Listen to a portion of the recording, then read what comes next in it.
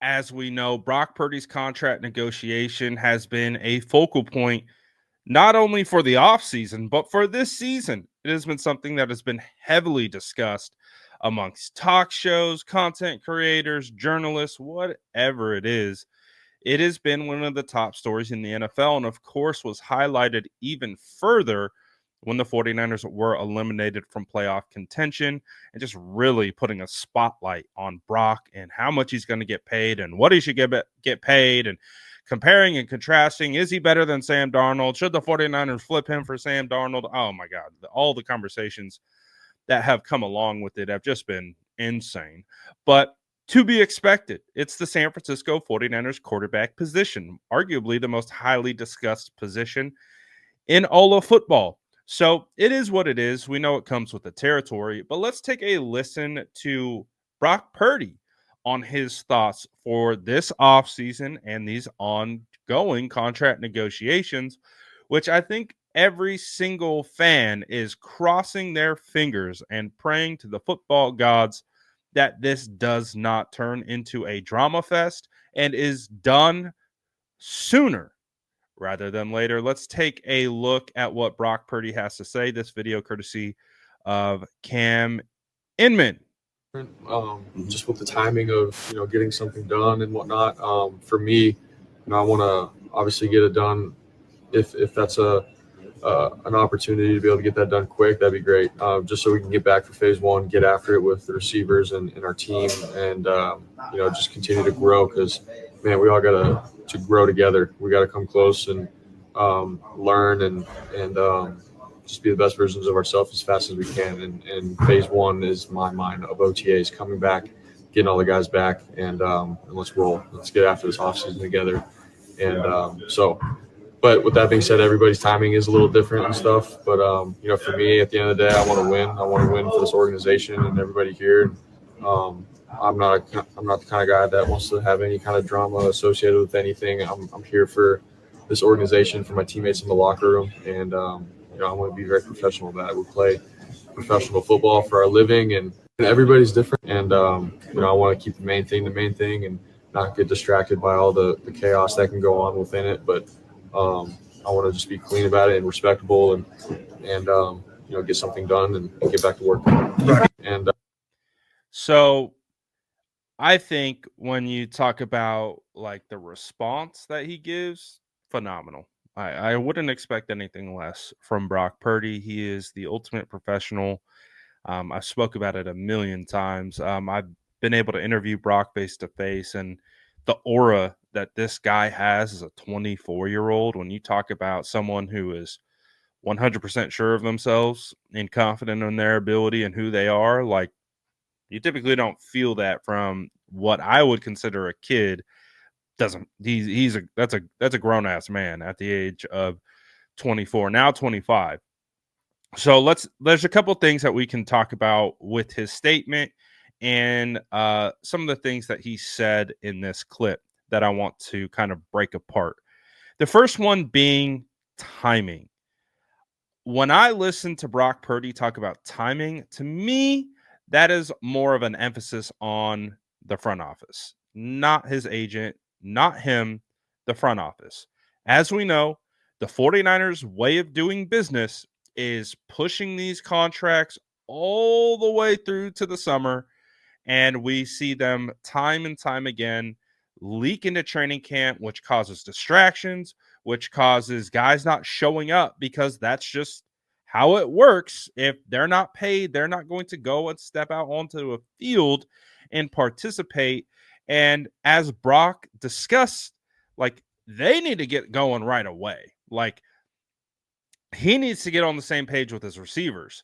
He needs to be able to build that rapport with these guys. And if that isn't going to happen, that isn't going to put them in a best position to be ready to hit the ground running next season. So to me, that is more of an emphasis on the 49ers front office. Like clearly there's motivation to get it done, as he discussed, without drama, without, and when we say drama, we look at how last year's negotiation went with Brandon Ayuk, nothing but drama. You go back to Debo Samuel's negotiation, nothing but drama.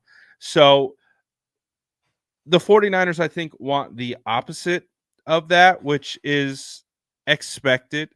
Um, but I do think that when we look at the situation, like we gotta do something. We gotta move quickly. I just think that if you let this drag on to training camp with your quarterback, because what we might see is that they do sign a potential starting caliber quarterback to be the backup to come in during free agency. That actually doubles as leverage for them for whatever reason. Let's say contract negotiations aren't going well and they're too far apart on where Brock and his agent want him to be and where the 49ers value him. That could lead to a holdout. And so the 49ers would then insulate themselves with having leverage in that situation by having a quarterback who's started in this league. So that's what you don't want to see. You don't want it to get to that point because then you're not getting better. You're not improving as a team.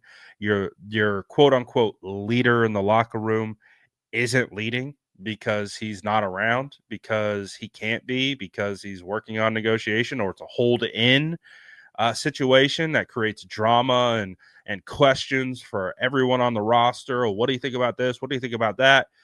And like all the leaks that come along with like, so again, that's the emphasis, is to get it done so we avoid all of that. We get beyond all of that. I just hope that the 49ers can I think, they deserve a lot of credit for paying Diamador Lenore early. And I understand the hesitation that people have. They don't want Brock Purdy to reset the market.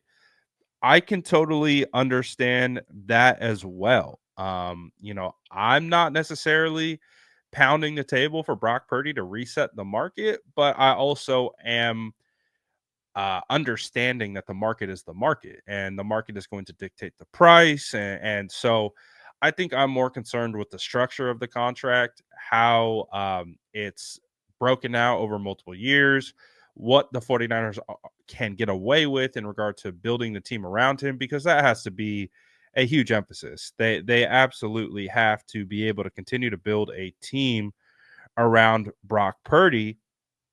So that contract and that part of it becomes a huge emphasis. So yes, we want Brock. I want Brock around. I'm perfectly fine moving forward with him as the 49ers franchise quarterback, but I think again the stipulation is I don't care where he ranks in APY, because you can manipulate the contract to get him ranked ahead of Dak from an APY standpoint.